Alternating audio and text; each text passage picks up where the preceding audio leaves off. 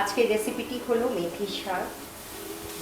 দেখতেই পাচ্ছেন কতটা সুন্দর হয়েছে, কতটা ঝরঝরে।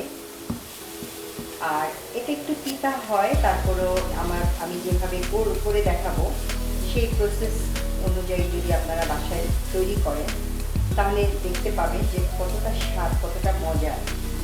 যারা শাক খায় না তারাও কিন্তু লুটে ফুটে খেয়ে ফেলবে। দেখতে পাচ্ছেন বন্ধুরা, এটা হলো ফাইনাল লুক। কতটা ঝরঝরে হয়েছে, গায়ে গায়ে কিন্তু লেগে নেই। চলুন তাহলে মূল প্রসেসে চলে যাচ্ছি।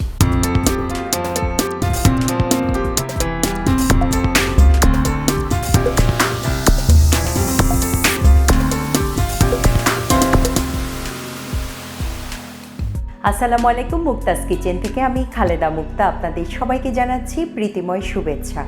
আশা করি সবাই ভালো আছেন, সুস্থ আছেন, নিরাপদে আছেন। আজকে আমি আপনাদেরকে একটা শাকের রেসিপি দেখাবো, মেথি শাক। এটা সাধারণত ঠান্ডার সময় শীতকালে মেথি শাকটা পাওয়া যায়। তো যেহেতু শীত চলে আসছে তাই শাকটা পেয়ে আর দেরি করিনি, আপনাদের জন্য রেসিপিটি নিয়ে চলে আসলাম। খুবই সাধারণ এবং অল্প কিছু উপকরণ দিয়ে আজকে রেসিপিটি আপনাদের তৈরি করে দেখাবো। আশা করি ভিডিওটা না টেনে পুরো ভিডিওটা জুড়েই আমার সাথে থাকবেন। চলুন তাহলে মেথি শাক করতে কী কী লাগছে উপকরণগুলো দেখে নিই এক নজরে। মেথি শাক করার জন্য এখানে আমি মেথি শাক নিয়েছি 2 মুঠো। বাজারে যে মুঠো করে শাক বিক্রি করা হয় সেরকম 2 মুঠো নিয়ে আমি ভালো করে শাকটা ধুয়ে তারপরে এভাবে দেখতে পাচ্ছেন কুচি কুচি করে নিয়েছি। এদিকে আছে 5-6টি আছে শুকনো মরিচ, এদিকে 3টি আছে কাঁচা মরিচ, একটা বড় আছে রসুন কুচি, 2টো আছে পেঁয়াজ কুচি, লবণ আছে, আর এদিকে আছে সয়াবিন তেল। তাহলে মোটামুটি এই লাগছে আজকের রেসিপিতে। মূল প্রসেসে চলে আসলাম। প্রথমে আমি মেথি শাকটাকে একটু ভাপিয়ে নিব।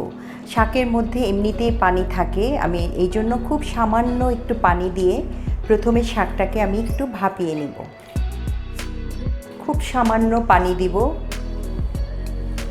আধা কাপের মতো পানি দিয়ে নিলাম। কারণ আমি অল্প করে পানি দিয়েছি এই কারণে যে আমি এই পানিটাকে শাকের সাথে টানিয়ে নেব। পরিমাণ মতো লবণ দিয়ে নিলাম।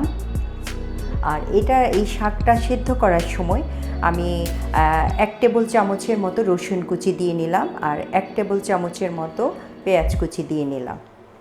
এখন আমি ঢাকনা দিয়ে রাখবো শাকটা পানি টানা পর্যন্ত।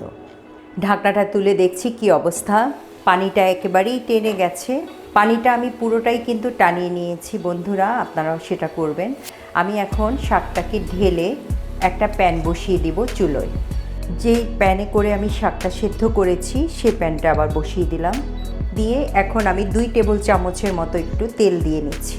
শাকের যেহেতু নিজস্ব কোনো তেল শাকের ভিতর থেকে বের হয় না, সেজন্য একটু বেশি দিয়ে নিলাম, 2 টেবিল চামচ। আর এখানে আমি শুকনো মরিচ, এটা আপনাদের টেস্ট অনুযায়ী যে যতটুকু স্পাইস পছন্দ করেন সে অনুযায়ী দিয়ে নেবেন। আমি এখানে 5-6টা শুকনো মরিচ একটু মাঝখানে চিড়ে নিয়ে দিয়ে নিলাম। দিয়ে জাস্ট একটুখানি নেড়ে চেড়ে নিব। 20 থেকে 25 সেকেন্ডের মতো মরিচগুলোকে একটু নেড়ে চেড়ে এখন আমি রসুন কুচি দিয়ে নিব। আর যে অর্ধেকটা বাকি ছিল পেঁয়াজ কুচি সেটা দিয়ে নিচ্ছি। এটা একটু গোল্ডেন ব্রাউন হওয়া পর্যন্ত অপেক্ষা করব।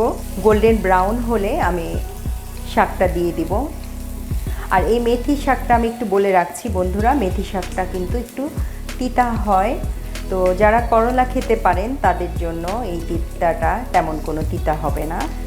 আর আমি যে প্রসেসে করছি এভাবে যদি একটু করে দেখেন তাহলে দেখবেন যে বাচ্চারাও কিন্তু পছন্দ করে খাচ্ছে। খুবই সাধারণ একটা রেসিপি, আমি যারা নতুন রাঁধুনি তাদের জন্যই কিন্তু আজকের রেসিপিটি শেয়ার করা। আশা করি আপনাদের ভালো লাগবে। হয়ে গেছে, এখন আমি শাকটা দিয়ে নিচ্ছি।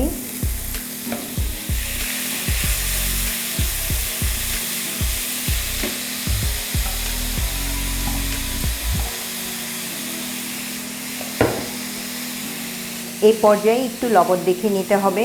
আমার এখানে অল্প একটু লবণ লাগবে, লবণটা স্বাদ মতো দিয়ে নেবেন। আমি একটু দিয়ে নিলাম।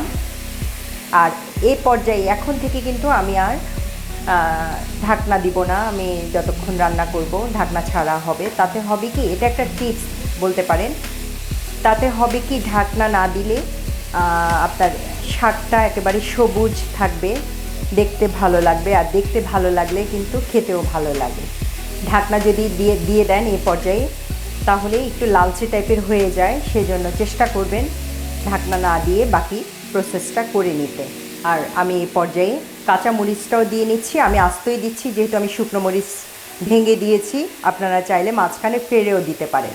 এইভাবে ভালো করে নেড়ে চেড়ে নিতে হবে, আর যদি ভিতরে কোনো পানি থাকে সেটাও টানিয়ে নিতে হবে। দেখতে পাচ্ছেন লুকটা কত সুন্দর হয়েছে। মিনিট 2 মতো আমি এভাবে একটু নেড়ে চেড়ে নেব। হয়ে গেছে, আমি একটু তুলে দেখাচ্ছি। এটা হলো ফাইনাল লুক। এখন চলে যাচ্ছি পরিবেশনে। বন্ধুরা, তৈরি করে ফেললাম মজাদার ও ইয়াম্মি মেথি শাক রান্না। দেখলেন তো কত সহজে তৈরি করে ফেললাম আজকের রেসিপিটি। আজকের রেসিপিটি যদি আপনাদের ভালো লেগে থাকে, অবশ্যই একটা লাইক, কমেন্ট এবং ফ্রেন্ডস অ্যান্ড ফ্যামিলিতে শেয়ার করার অনুরোধ থাকলো। আর যারা এখন আমার চ্যানেলটি সাবস্ক্রাইব করেননি অথচ আমার রেসিপিগুলো দেখেন, তারা সাবস্ক্রাইব করে আমার পাশে থাকবেন। তো আজকে এ পর্যন্তই। সবাই খুব খুব ভালো থাকবেন, আমার জন্য দোয়া করবেন, আমার পরিবারের জন্য দোয়া করবেন। এতক্ষণ আমার সাথে থাকার জন্য সবাইকে অসংখ্য ধন্যবাদ।